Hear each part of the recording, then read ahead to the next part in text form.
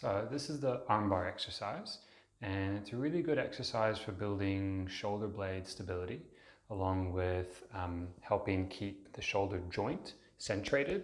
So if you think of like that ball and socket, the shoulder joint's very much like a dish, like a dinner dish, and there's a ball on top of that. So it hasn't got a very deep socket, and we want to make sure that it stays reasonably center as it spins and rotates and slides around during your arm movements.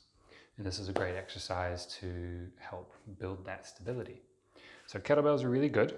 You can center the weight right over the shoulder joint instead of like a dumbbell where I'm holding like this, weight's on one side and the other side, and it doesn't mean that the weight's going through the center. So kettlebells enable the weight to go through the center. So it looks like this. Good to have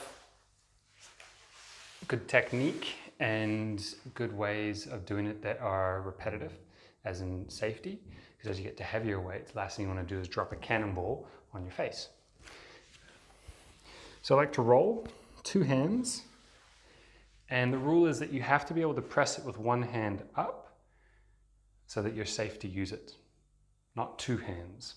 So if you can't press it with 1 hand up, then it is too heavy for you. So you push up. Now, what's happening here is my shoulder, I'm not letting it kick up towards my ear. I'm pulling my armpit that way.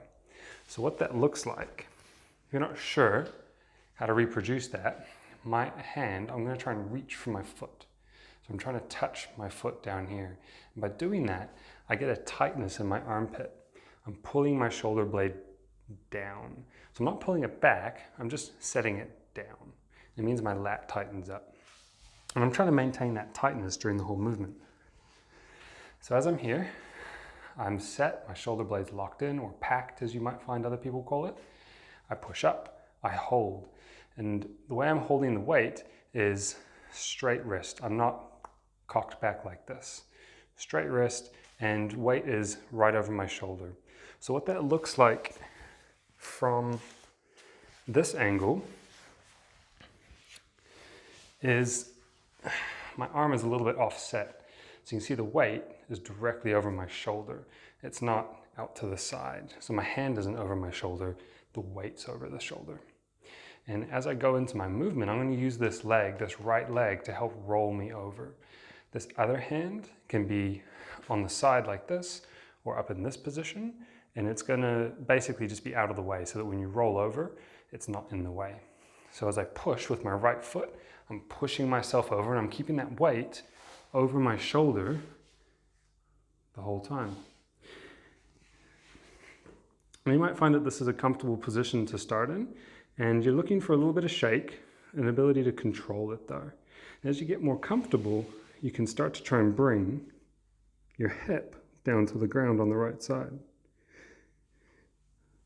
Keeping that tight, locked feeling as we come back into that position. So you might do sets where you alternate arm to arm, just because you might be holding that weight for a good 10 to 15 seconds. I like to go for 20 to 30 and just focus on feeling like I can control my breath and that I feel stable. A reasonable goal for most people is probably about 20 kilo, and I like to do about 5 sets. So a set is 1 rep. So that would be 5 reps on this side, 5 reps on this side. But we're calling them sets because I'm doing 1 rep, and then 1 rep, and then 1 rep, and then 1 rep.